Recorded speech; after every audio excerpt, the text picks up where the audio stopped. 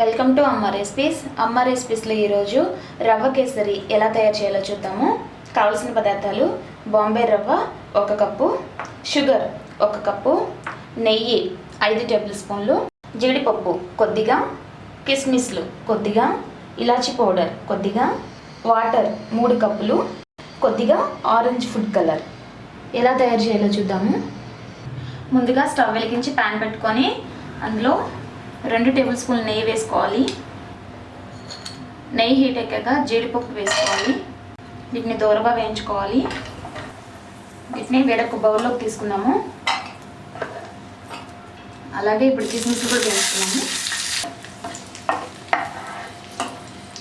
దూరగా వేగాయి. వీటిని వేరొక ప్లేట్లోకి తీసుకున్నాము.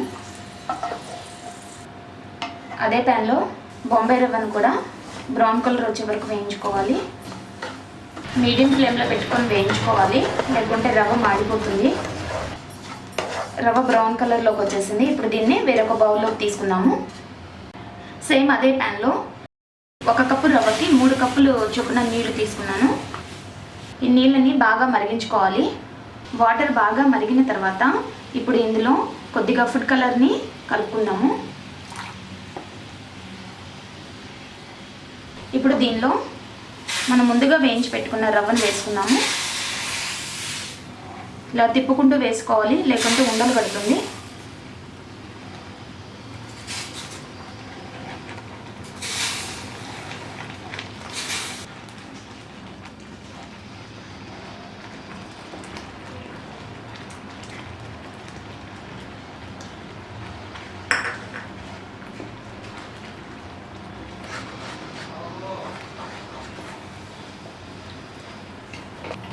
ఇలాగా వాటర్ మొత్తం పోయే వరకు ఉడికించుకోవాలి.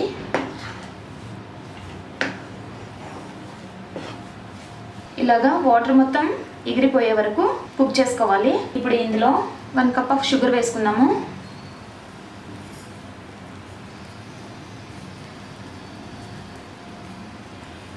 దీన్ని ఒకసారి బాగా కలుపుకోవాలి.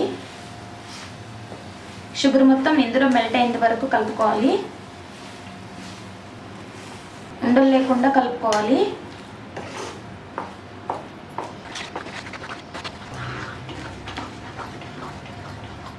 ఇలాగా ఉండలు లేకుండా కలుపుకోవాలి. ఇప్పుడు ఇందులో 3 టేబుల్ స్పూన్ నెయ్యి వేసుకుందాము.